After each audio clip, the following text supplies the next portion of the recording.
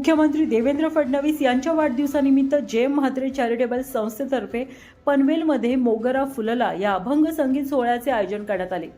संत ज्ञानेश्वर महाराजांच्या जीवनचरित्रावर आधारित या कार्यक्रमात ज्ञान, भक्ती आणि संस्कृतीचा सुंदर संगम अनुभवायला मिळाला।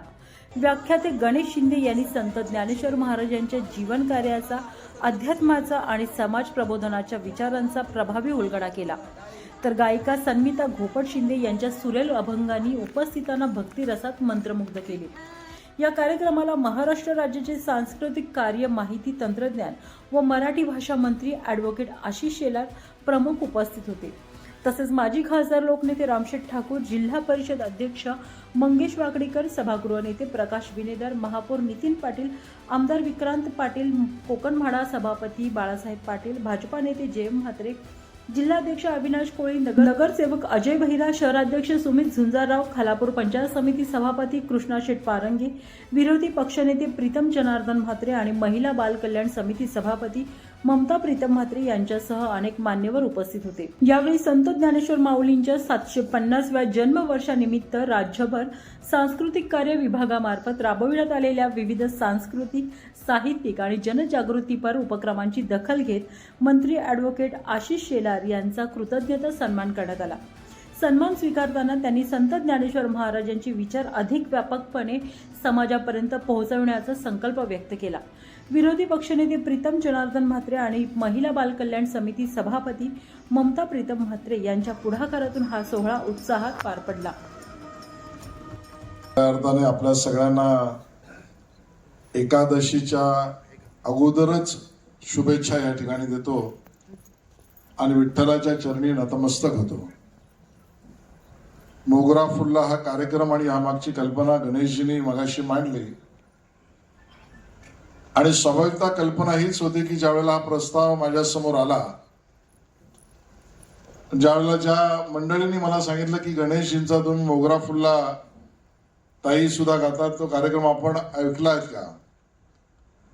माझं सौभाग्य नव्हतं तोपर्यंत तो कार्यक्रम ऐकण्याच्या नंतर एका मला वाटतं नगर जिल्ह्यातल्या कार्यक्रमामध्ये आपण भेटलो आणि त्या ठिकाणी मी त्यांचं निवेदन किंवा विश्लेषणच मी म्हणेन अशा पद्धतीचं मार्गदर्शन ऐकलं आणि ताईंचं गाणं सुद्धा। आणि त्यावेळेला मनात ठरवलं की हे वर्ष संत ज्ञानेश्वरांच्या जन्मजयंतीचं 750 वर्ष आहे आणि हा भक्तीचा सोहळा पूर्ण राज्यभर जोमाने करायचा आणि त्यासाठी योग्य कार्यक्रमाची निवड करताना प्राथमिकता मोगरा फुलला या शिंदेच्या कार्यक्रमाला द्यायचाच। मला पूर्ण राज्यभरातून ज्या पद्धतीच्या प्रतिक्रिया मिळाल्या यातनं या कार्यक्रमाची सफलता स्वयंस्पष्ट आहे। पण आम्हाला स्वयंस्पष्ट सफलतेपेक्षाही भक्तिरसात डुंबलेले माझे नागरिक हे जास्ती महत्वाचे वाटतात आणि संत ज्ञानेश्वरांचं कर्तृत्व एवढ्या कमी वयात एवढं उत्तुंग आहे की ती समजण्याची वेळ प्रत्येकाच्या आयुष्यात लवकरच येऊ, जितक्या लवकर येता येईल तेवढा लवकर येऊ अशा पद्धतीची अपेक्षा मी व्यक्त करतो। एवढंच म्हणायचं आहे की ज्याला ज्याला आपल्या सुखाची तुलना व्यावहारिक कमाईशी करायची आहे त्याच्याबद्दल मी भाष्य करणार नाही, पण ज्याला आत्मिक सुखाची, आत्मिक समाधानाची कल्पना असेल त्याच्यासाठी ज्ञानोबा रावाशिवाय दुसरा मार्ग नाही आणि तो विचार आपल्यापर्यंत पोहोचवण्याचं काम महाराष्ट्र सरकारने केलंच पाहिजे। ज्यावेळेला या गोष्टीचा विषय आमच्या समोर मांडला त्यावेळेला सांगितलं की हा विषय हे 750 वर्ष आपल्याला सर्व ठिकाणी आपला विचार, संतांचा विचार, मार्गदर्शन पोचवायचं आहे। त्या कामाला आम्ही लागलो।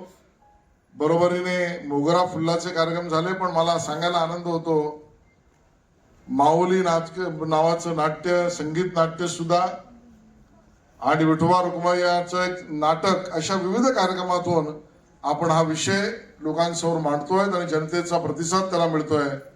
मी त्याबद्दल आपल्या सगळ्यातील महाराष्ट्रातील तमाम नागरिकांचा धन्यवाद व्यक्त करतो आणि आपल्याला आश्वासित करतो की अशाच पद्धतीचे कार्यक्रम आम्ही सतत करत राहू। या कार्यक्रमाच्या नियोजनासाठी म्हात्रे कुटुंबीय, ठाकूर कुटुंबीय, महापौर, आमचे आमदार पाटीलजी, सभागृह नेते, विरोधी पक्ष नेते या सगळ्यांनी जी मदत केली त्याबद्दल त्यांचं मनापासून धन्यवाद व्यक्त करतो. जय हिंद, जय महाराष्ट्र.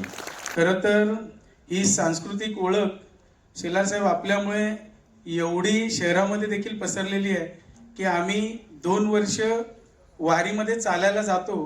पनवेलचे जवळजवळ 50 जण जाऊन दिवसभर वारीत जाऊन त्यांच्यासोबत कसं काय असतं हे सगळं आम्ही गेली 2 वर्ष आम्ही बघतोय. आणि गेली अनेक वर्ष सातत्याने आमची जेम म्हात्रे चॅरिटेबल संस्था ही तिथे आपले राजगिऱ्याचे लाडू असतील, पाणी असेल, या सगळ्या गोष्टी अनेक वर्ष माझे वडील हे करत आलेले आहेत आणि करत राहत आहेत. त्याच्यामुळे मला वाटतं ही आज गणेशजी आणि सन्मिताताई यांच्यामुळे आम्हाला एक संधी प्राप्त झाली की हा कार्यक्रम, सुंदर असा कार्यक्रम आज पनवेलमध्ये आम्हाला ठेवण्याची संधी आम्हाला या संस्थेला मिळाली. मी नक्कीच यांचं देखील मनापासून गणेशजी आणि पूर्ण टीमचं कौतुक करतो. आणि खरोखर शेलार साहेब आपण आल्यामुळे या कार्यक्रमाची शोभा खूप चांगली आणि खूप चांगल्या पद्धतीनं वाढलेली आहे. हे देखील एकदा टाळ्यांच्या गजरात आपण शेलार साहेबांना आपण सांगून देऊया. आणि पुन्हा एकदा मी कार्यक्रमासाठी आपण समस्त पनवेलकर आलात. आपला जो सांस्कृतिक वारसा आहे तो वारसा असाच आपण तरुणांनी आणि वयोवृद्ध आणि सगळ्यांनी, ज्येष्ठांनी देखील हा असाच चालू ठेवला पाहिजे. यासाठी शेलार साहेब खूप मोठा प्रयत्न आणि त्या प्रयत्नातून यश त्यांच्या मागे हे दिसतंय. नक्कीच मी पुन्हा एकदा आपलं सर्वांचं मनापासून स्वागत करतो आणि इथेच थांबतो. जय हिंद, जय महाराष्ट्र.